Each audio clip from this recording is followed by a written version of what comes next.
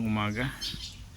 Ito ang aming munting bakasyonan, bahay bakasyonan. Pag kami may mga bisita, dito namin tinatanggap. So ito ay may ilang puno ng mangga. So 8 puno ng mangga. So yung mga 30 years old na to. So pag may gustong mag-tent, pwede dito. Yan, pwedeng mag-tent dyan pag may gusto.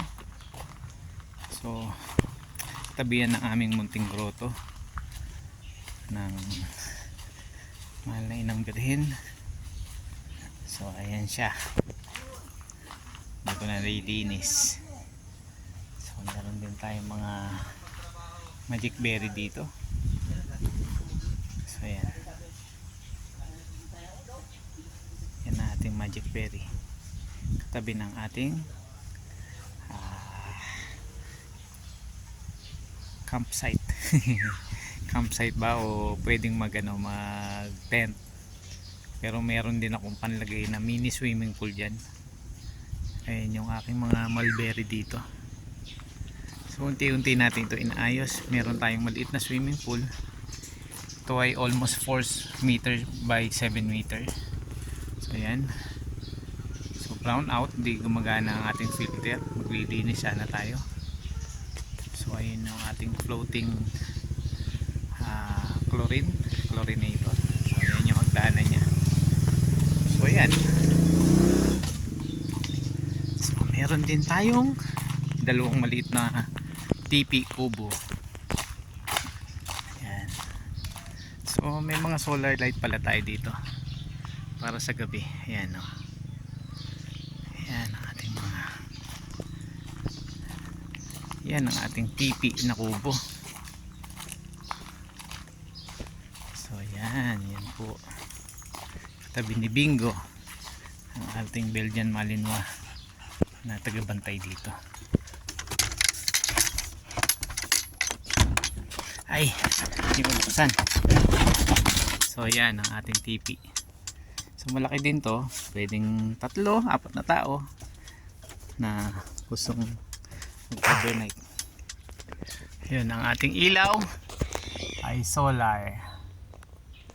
Yan, tahimik dito. So, yan. Sorry. Pagkakakuha, lock lang natin para hindi mabasa na iyo. So yan, may plug sa labas. So yan ang ating tipi. Meron pa tayong isa doon sa kabila. So yan, ayan si Bingo. Bingo, makulit yan, kaya nakatali ngayon. Ang gugulo yan. So ito naman, mayroon tayong panglabas na shower, pwede maligo dito. Ayan, diba, sa ilalim ng puno ng mahogany. So hindi natin nalilinis dahil sa tag-ulan, kumapal na ng gusto ang mga halaman. Ito naman ang ating toilet. Dalawa yan, common naman yan. So ito, may poso tayo dito. So ngayon ay walang kuryente, so dito tayo sa tungga. Yan, para yung mga bata na experience nila. So ito yung munting bahay. So single bedroom to. Yan, pag tayo may bisita, dito natin tinatanggap. Pwede sila matulog dito. Kung gusto nyong bumisita for minimal fee, pwede nyo puntahin ang aking munting lugar. So yan, meron tayo mga ilang halaman. Lemon, kaffir lime. Ito kaffir lime to. Ito lemon. Meron tayong peanut butter plant.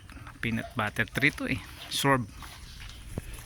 Meron tayong atsuete. Meron tayong variegated na kalamansi pang display. Meron tayong jujube o taibaw apple. Nawala yung mga, yun, meron na siyang bunga. malaki na. Ayan, sana magtuloy-tuloy. May God bless us with this fruit para matikman natin. So meron pa tayong doon. Yung ating niyog, eventually tatanggalin natin yan para makakuha ng ubod. So meron naman tayong aircon sa room. So ayan ang ating bahay. May gusto nyo ng panlaban sa diabetes. Ito ang ano nga yan, mapait yan eh. So may pinya pa yan. So ito yung ating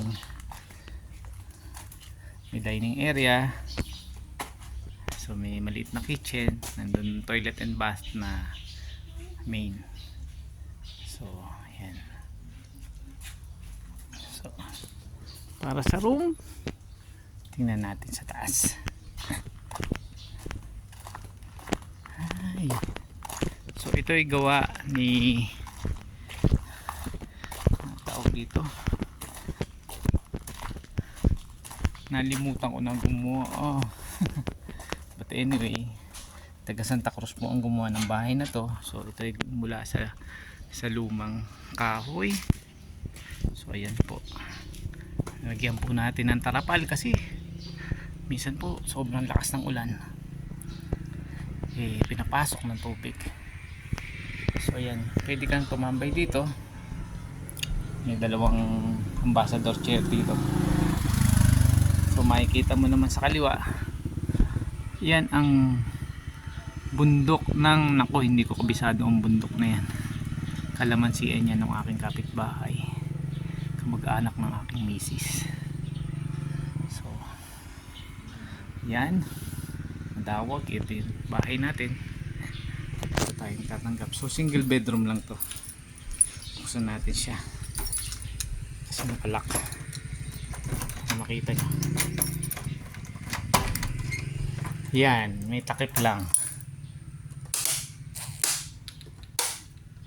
Ay, brown out nga pala, buboy ako ilaw. So yan, may,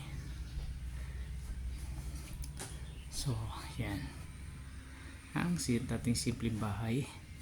Meron pa sofa dito, pero bala ko lagay dito ay sofa bed na para pag may bisita pwede niyang higaan. So yan, yan ang ating view sa taas. So ito ay katabi ng aking bagong bukas na kalamansian. Mamaya yun naman na ipapakita natin. So saka natin ang ating room kasi dito wala natutulog, kaya may cover siya na tarpaulin para po manatiling walang alikabok ang higaan. So yan, yan po ang ating, by the way, kung tatanungin nyo gaano tong kalaki, so siguro mga 1,100 pa to eh. Kasi iba nasa 1,200 plus to, kaso tinamaan ng kalsada yung iba, kaya nabawasan ako mga 1,150 kaya. So yan ang ating munting homestead dito sa ating bukid, ang bukid ni Anisha. At ito ang bahay ni Anisha. So ayan, so kailangan na nating repairin ang bubong.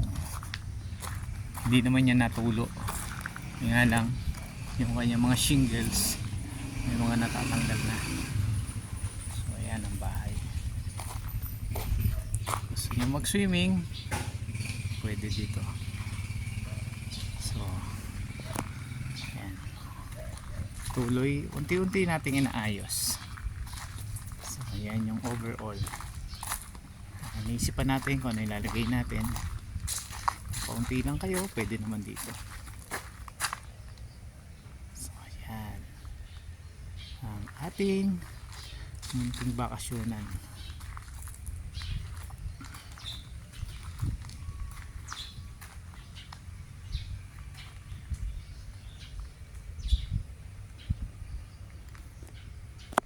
Salamat po.